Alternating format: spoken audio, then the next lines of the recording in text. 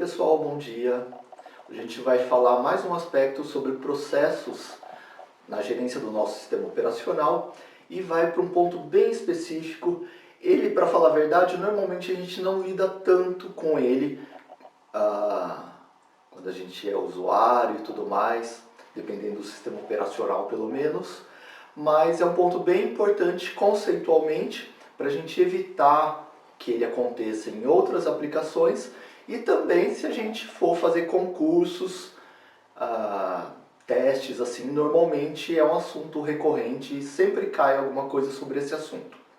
E a gente vai falar hoje então sobre deadlocks ou impasses. Normalmente, quando isso é traduzido como impasse, ok? E o que são deadlocks? A ideia é que são situações onde os processos ficam impedidos de prosseguirem, ficam sempre esperando alguma coisa que algum recurso que está com outro processo, e o outro processo também está esperando o recurso que está com outro processo, e assim por diante, e ninguém libera o seu próprio recurso, e ninguém consegue o recurso do outro. Daí todo mundo fica esperando e o sistema, como um todo, ele nunca progride, ele fica travado do ponto de vista do usuário, e essa situação que a gente chama de deadlock. Vou mostrar aqui numa ilustração para vocês como seria um grafo de alocação de recursos que caracteriza o deadlock. Lembrando que recurso o processo pode estar consigo e está esperando um outro. Um deles, a gente falou há pouco tempo, podia ser uma área de dados, uma região crítica. Por exemplo, um processo entrou numa região crítica, ou seja, conseguiu acesso a um dado, e daí está querendo um outro dado que está com outro processo. Então, vamos dar uma olhada no esquema para a gente enxergar graficamente como essa situação pode acontecer. Então, pessoal, para caracterizar, aqui a gente tem um conjunto de processos. Coloquei 5 processos aqui. Claro que esses processos podem ser threads também. E, portanto, às vezes a gente pode chamar de tarefas que envolvem tanto processos quanto threads. No nosso exemplo, nós temos 5 processos: P1, P2, P3, P4 e P5. Vamos supor que P1 esteja com o recurso 1. Olha, o recurso 1 está lá com o P1. O P2 está com o recurso 2. Ó, o recurso 2 está lá com o P2. O P3 está com o recurso 3. Ó, o recurso 3 está alocado com o P3. O P4 está com o recurso 4. E o P5 está com o recurso 5. Legal. Além disso, só que para o P1 conseguir fazer tudo o que ele quer, ele precisa ter acesso também ao dado 2, por exemplo, ao recurso 2.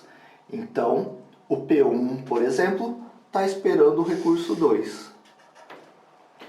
O P2, que está com o recurso 2, para ele processar, ele precisa do recurso 3 também. E o P3 precisa do recurso 4.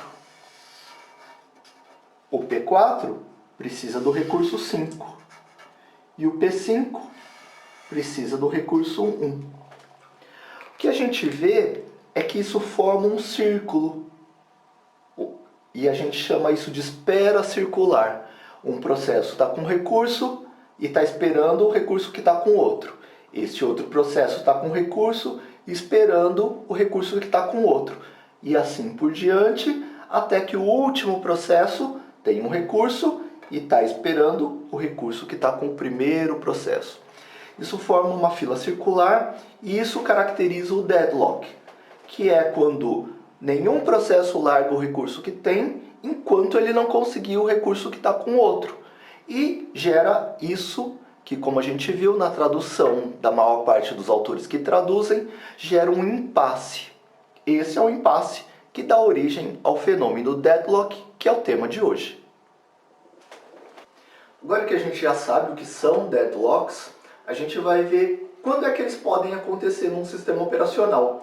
E não só num sistema operacional, num sistema qualquer. Bom, Aqui eu vou colocar no quadro para vocês as condições para ocorrer um deadlock. Bom lembrar que não são necessárias, ou não é necessária a ocorrência de todas essas situações. Se houver pelo menos um conjunto pequeno dessas situações, já pode acontecer o deadlock. E vamos ver para a gente analisar isso. Primeira condição para que um deadlock possa ocorrer é exclusão mútua. O que quer dizer exclusão mútua? A gente falou, quando a gente falou de semáforos, monitores, transações, sobre isso. E daí a gente falou, exclusão mútua é quando um processo acessa um recurso, isso exclui os outros processos. Ou seja, somente um processo acessa um recurso de cada vez. Então, quando eu tiver essa possibilidade, isso tem quase sempre, né, para compartilhamento de memória, você sabe, para banco de dados, sempre quando eu tenho vários processos escritores que querem escrever sobre os mesmos dados, eu tenho que implementar a exclusão mútua. Ou quase sempre. Vocês vão ver no ano que vem, em sistemas distribuídos, que às vezes a gente pode adotar outras possibilidades. Mas quase sempre, quando a gente tem vários processos escritores que querem escrever sobre o mesmo dado, a gente implementa mecanismos de exclusão mútua, como aqueles que a gente viu: semáforos, monitores e transações. A gente vê logo embaixo que a exclusão mútua pode ser sobre vários tipos de recursos. Podem ser sobre recursos físicos, por exemplo, dispositivos. Você pode dar acesso, por exemplo, a só um scanner, a só um processo. Por exemplo, se tiver um scanner, só um processo pode usar esse recurso a cada instante. Se você tivesse, no caso, exclusão lógica de dados, se você tiver uma área de dados, só um processo pode acessar aquela área de dados a cada instante, que é o caso mais comum. Pode ser recurso de comunicação. Se você tiver um canal de comunicação e impuser essa restrição, só um processo pode acessar aquele canal a cada instante. Daí você pode ter exclusão mútua. Segunda condição para que ocorra o deadlock é essa hold and wait. Fazendo uma tradução livre, é quando o processo hold, segura um recurso e espera, e fica esperando os outros recursos que ele precisa. Ele não larga aquele recurso. Lembra do grafo de alocação de recursos que a gente viu agora há pouco? Um processo segura o recurso e fica esperando o outro. Enquanto ele não conseguir, ele não larga o recurso que está com ele. Legal? Então, por exemplo, se um processo entra numa região crítica, enquanto ele não consegue acesso a outras regiões críticas, ele não libera. Uma outra possibilidade é quando não existe preempção. Nesse caso aí, você se lembra o que é preempção? É quando a gente pode tomar recursos de um processo. Por exemplo, tem um processo 1 que está com o recurso 1. Se tiver preempção, eu posso fazer ele largar aquele processo à força, né? A gente se lembra que preempção não é só interromper o processo, tirar o processador do processo. É tirar qualquer recurso, como por exemplo, tirar o acesso a uma área de dados, tirar um arquivo que ele abriu, tirar um canal de comunicação que ele está usando. É tomar qualquer recurso do processo. Então, quando eu não tiver preempção, pode ser que eu tenha deadlocks. E uma quarta possibilidade é quando eu puder ter espera circular. Ou seja, quando um processo está com recurso, que está com recurso e está esperando um recurso que está com outro, e assim por diante, numa fila circular. Bom, então essas são as condições para que haja um deadlock. Então, se a gente tiver num sistema onde é possível haver deadlocks, e quanto mais distribuído for o sistema, eu tiver processos rodando em várias máquinas, os processos ficarem mandando mensagens e usando recursos de outras máquinas, pode ser arquivos, pode ser processamento, podem ser dados, fica mais provável eu poder ter deadlocks. Então a gente vai precisar lidar com isso. Como é que eu lido com deadlocks? Vou colocar no segundo esquema aqui, como é que eu posso tratar deadlocks. E eu tenho 4 formas também. Primeiro é tentar prevenir. O que é prevenir deadlocks? é não deixar acontecer. Isso seria o ideal. Então, fazer prevenção. Então, se tem a possibilidade de acontecer, eu vou tomar alguns cuidados para que nunca aconteça. Segunda estratégia para tratar deadlocks é fuga. Ou seja, eu estou caminhando para uma situação que vai acontecer um deadlock. Eu estou percebendo, mas antes que aconteça eu dou um jeito de fugir daquela situação. Eu evito a situação de impasse. Eu evito a situação do deadlock. E a terceira estratégia fala de detecção. Então, às vezes eu tentei evitar, eu tentei fugir, mas não consegui. O sistema entrou num deadlock, travou. O que eu faço? Bom, a primeira coisa para eu tomar alguma providência é conseguir detectar que o sistema entrou em deadlock. Então, quarta estratégia é detectar. A terceira estratégia é detectar, que leva à nossa quarta estratégia, que é, se a gente conseguiu detectar o deadlock, quebrar o deadlock. Agora vamos detalhar cada uma dessas 4 estratégias. Lembra das condições de ocorrência do deadlock? Aquelas 4 primeiras, eu vou lembrar vocês, que é quando existe exclusão mútua, hold and wait, segura o recurso, quando não existe preempção e quando existe possibilidade de espera circular. Como é que você pode prevenir a ocorrência de deadlocks nesses casos? Eu vou associar uma estratégia para prevenir deadlocks em função de cada uma das condições de ocorrência que a gente acabou de falar. Por exemplo, se existe exclusão mútua. O que é exclusão mútua mesmo? Só um processo pode usar um recurso a cada instante. Como é que eu posso prevenir deadlocks nesses casos? Por exemplo, eu só quero deixar um processo acessar o scanner a cada vez. Qual seria a estratégia para prevenir? Seria adição de recursos. Eu colocar mais recursos, mais scanners, mais canais de comunicação, por exemplo. Então, essa estratégia, sempre que possível, seria a melhor estratégia. Mas a gente sabe que nem sempre é possível. Tem uma questão de custo e tem questões lógicas também. Por exemplo, posso não querer colocar várias cópias do saldo da conta do usuário para todo mundo ir lá e escrever em locais físicos diferentes. Ia dar inconsistência nos meus dados. Nos casos onde eu posso fazer isso, adicionar recursos, por exemplo, no caso dos recursos físicos, ou no caso dos recursos dos canais de comunicação, podia abrir mais um canal de comunicação para cada processo, por exemplo, seria o melhor. Então, primeira estratégia de prevenção, quando eu tenho exclusão mútua, é adicionar novos recursos. Mesma estratégia de prevenção, eu vou prevenir para que o deadlock nunca ocorra quando eu tiver hold and wait. Hold and wait, como é que é mesmo? Quando o processo que pega um recurso, ele fica segurando o recurso e esperando pelos outros recursos que ele precisa. O que eu poderia fazer com isso? Usar um protocolo de requisição. Por exemplo, meu protocolo podia ser assim: o processo pede todos os recursos. Se ele conseguiu todos, beleza. Se não tem todos os recursos, ele nem pega nenhum. Daí eu evito o deadlock.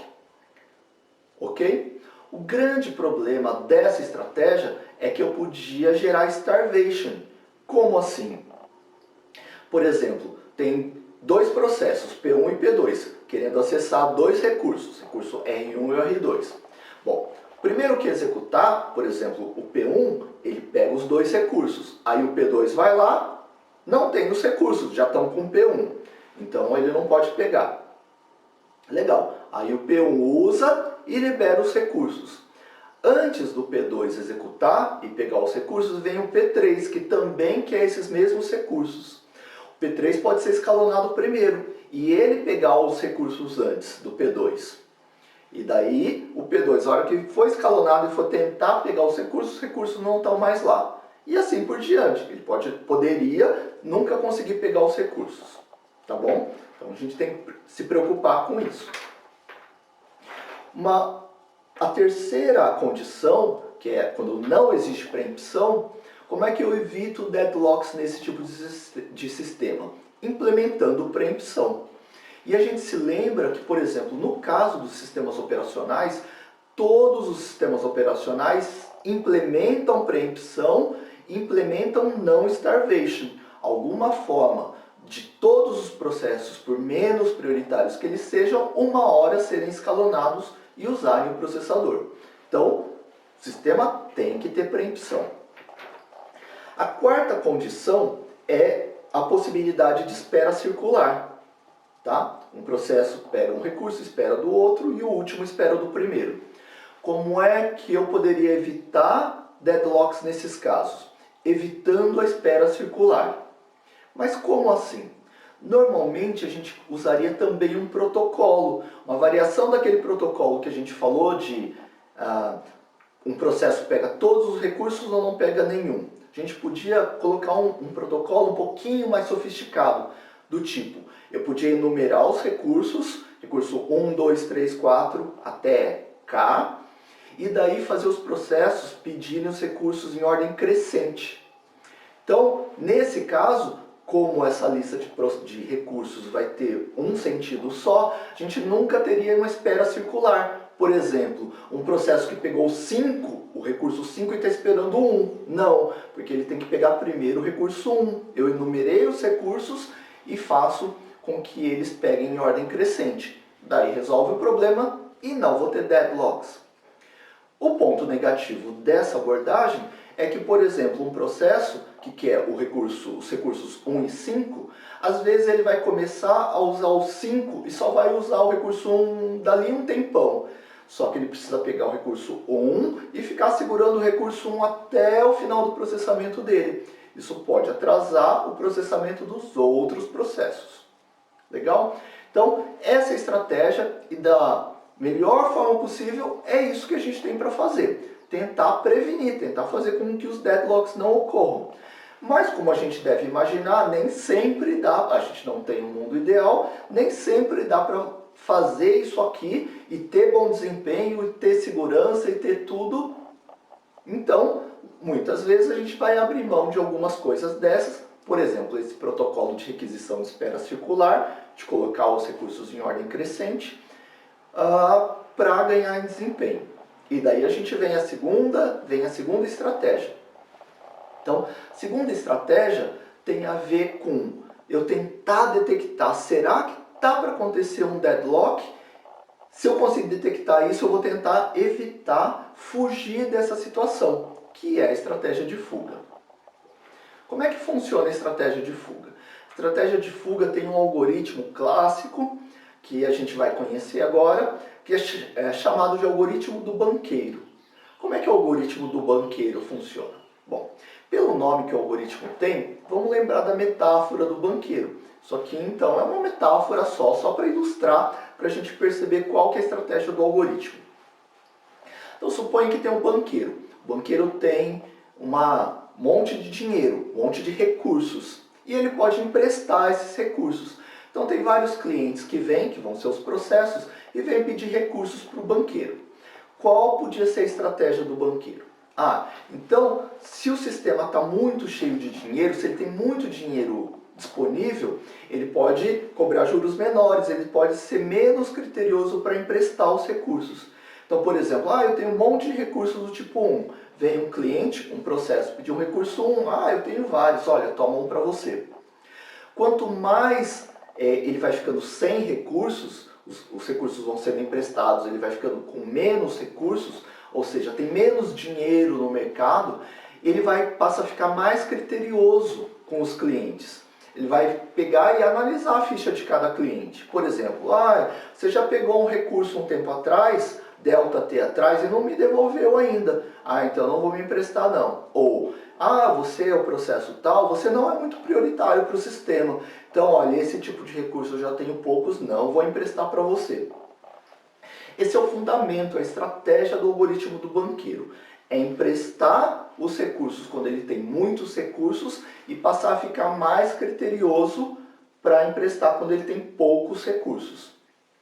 No caso específico, como a gente falou, ele vai ver quais processos são mais prioritários e vai emprestar mais para esses processos e vai ver quais processos têm recursos e não devolveram para ele. E daí, ele não vai emprestar para esses processos que não devolvem nunca. Legal.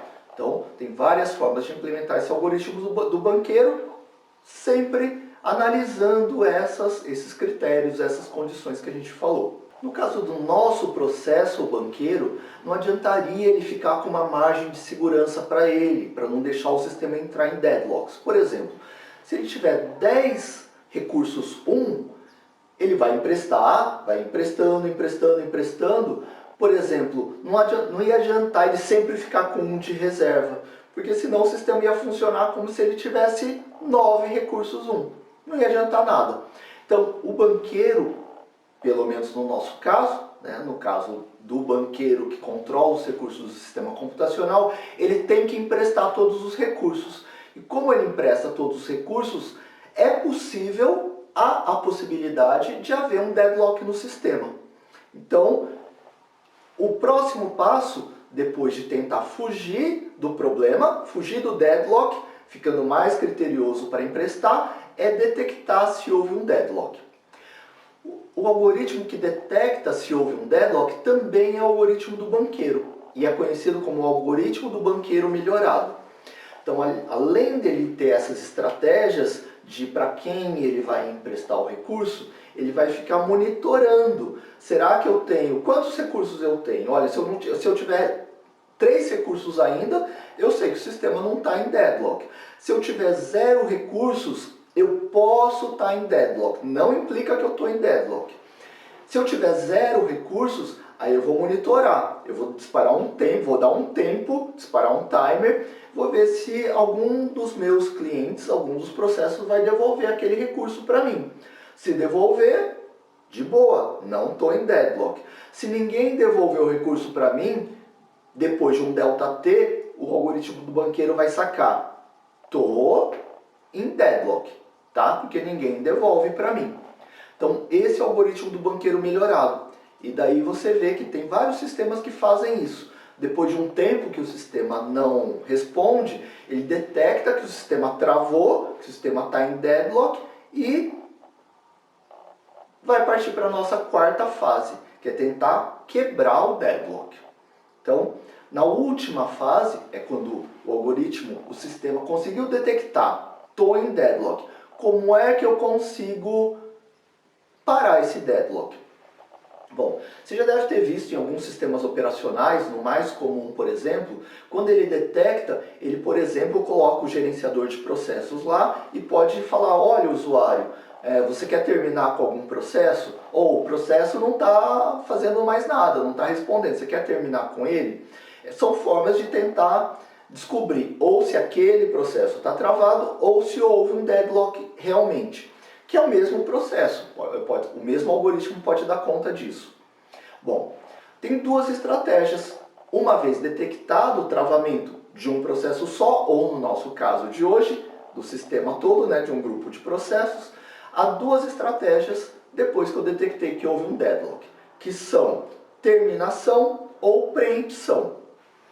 Bom, o que é preempção mesmo? A gente já sabe. Se o problema está no recurso 1, lembra do algoritmo do banqueiro, que acabou de detectar que houve um deadlock. Ele sabe que alguns processos estão com o recurso 1 e não estão devolvendo. O que ele pode fazer? Fazer a preempção do recurso 1. Então ele pode pegar selecionar algum ou alguns desses processos que estão com o recurso 1 e fazer a preempção do recurso 1, tomar força do recurso 1. É como se o banqueiro fosse lá na casa do cliente e pegasse de volta o bem que ele não pagou. Que critérios o banqueiro computacional teria para escolher, se ele tiver várias cópias do recurso 1, de qual cliente ele pegaria? Da mesma forma como no anterior, eu poderia pegar do processo menos prioritário, por exemplo, ou do processo que está com o recurso a mais tempo.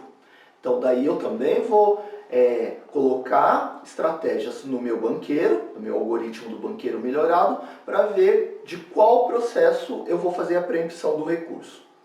A segunda estratégia, que é a estratégia mais simples e mais implementada pelos sistemas operacionais, é fazer terminação, é terminar o processo, matar o processo.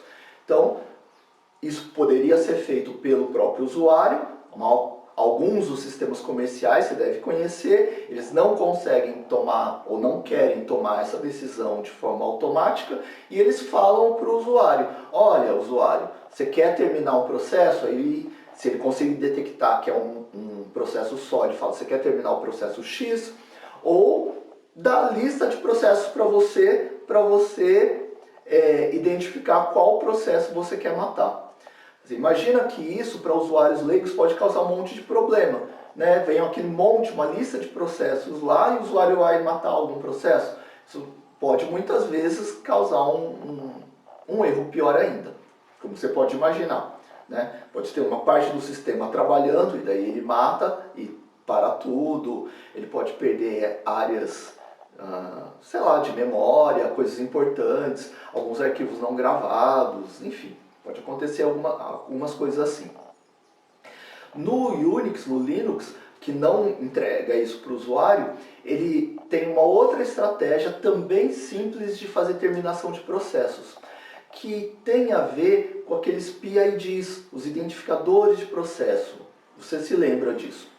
Num certo experimento, quando a gente estava na Shell, né, no terminal, dava PS, que dava a lista de processos. Uma variação do PS é PS espaço menos AUX. Quando a gente imprime, dá a lista de todos os processos relacionados com a gente. Então a gente pega a lista de vários processos nossos e também dos antecessores dele, né, dos processos que estão na mesma árvore.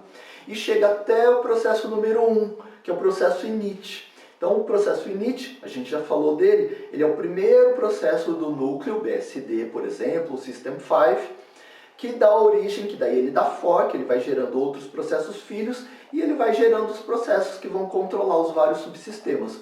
Subsistema de controle de processos, né, o escalonador, subsistema de comunicação, de gerenciamento de memória e assim por diante. E daí, um dos processos vai ser um processo login, e daí a gente vai lá e vai dar o login no sistema, por exemplo. Esse processo login vai criar um filho, vai dar um fork e executar a sua shell, o seu terminal. E daí todos os seus processos vão ser filhos desse seu processo primeiro, seu processo terminal, cujo primeiro antecessor é o init. Então se você deu um ps-aux lá no repl.it, por exemplo, no replit, você viu que o primeiro processo, o processo inicial, o processo init, tem PID 1. Bom, por que o init não tem PID 0? Porque a posição 0 na tabela de processos, essa tabela que fala cada processo alocado numa posição da tabela, que dá o PID do processo, né, o identificador do processo, a posição 0 é mantida sem nada. Nenhum processo ocupa usualmente a posição 0. Mas, se não houver mais nenhuma posição na tabela de processos, por exemplo, o deadlock pode ser porque a tabela de processos está cheia, nenhum processo termina e eu não consigo disparar nenhum processo mais. Aí eu não consigo mais fazer nada no sistema. Por exemplo, se eu tivesse um usuário que fica num loop com um processo fork, né, com o comando fork no meio, ele vai gerando um monte de processos, se ele tiver permissão para isso, enche a tabela de processos, suponha que esses processos estejam em loop infinito, esses processos nunca vão terminar e o sistema entraria em deadlock. Bom, como é que eu poderia sair dessa situação? Bom, todas as posições da tabela de processos estão ocupadas, exceto a posição 0, que normalmente não é ocupada. O gerente do sistema normalmente tem um processo terminal lá. Se ele está com um processo terminal, o que o gerente poderia fazer? O gerente, como tem um terminal aberto, uma shell aberta, ele tem uma entrada na tabela de processos pelo menos, que é o PID daquele processo, do terminal, aquele que aceita a linha de comandos. E que comandos ele poderia dar? Um comando que ele poderia dar é PS, por exemplo, ps-aux. O que acontece quando ele dá um comando? Ou quando a gente dá um comando, você dá gcc alguma coisa, ls alguma coisa. O programa, o processo shell, o processo terminal, quando a gente põe um comando, por exemplo, PS, ele gera um processo filho, ou seja, ele dá um fork e executa o comando que você digitou. Executa o PS, o LS, o GCC, por exemplo.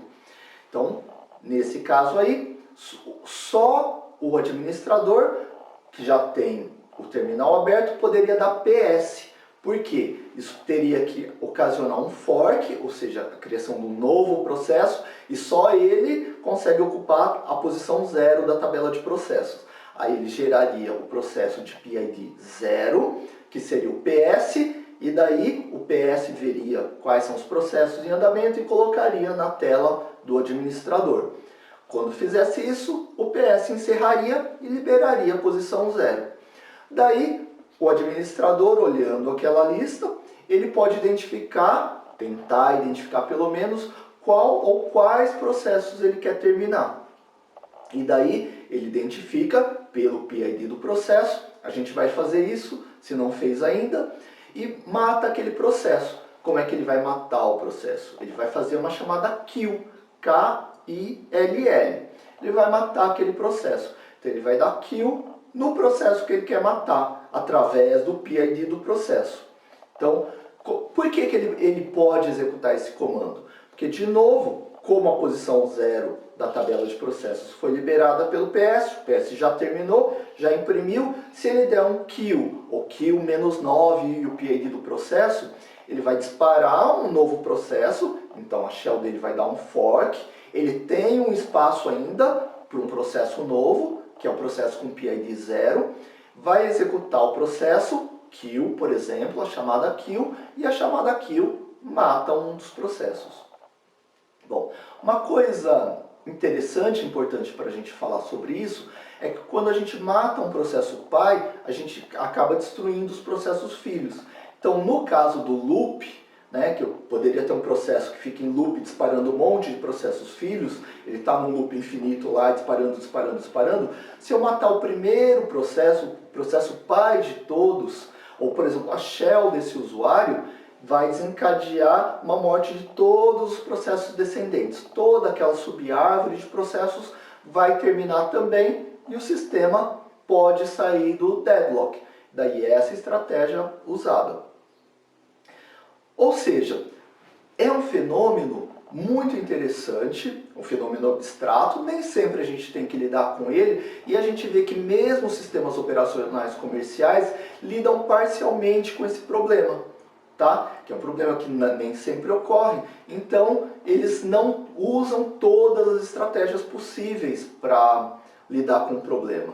Então a gente tem que conhecer, saber que esse problema existe, começar a identificar, então a gente vai fazer esse trabalho nos próximos sistemas e principalmente em redes e sistemas distribuídos, para ver quando é possível ocorrer um deadlock numa aplicação nossa, principalmente quando a gente estiver gerenciando vários processos que rodam ao mesmo tempo, ou várias threads executando ao mesmo tempo, interdependentes, onde elas todas estão fazendo um trabalho comum, um sistema comum, partes de um sistema, por exemplo, de um sistema maior.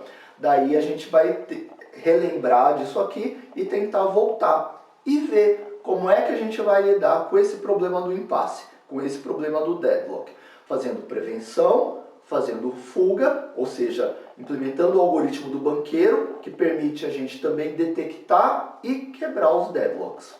Esse então foi o nosso assunto mais abstrato sobre processos, sobre deadlocks em sistemas operacionais.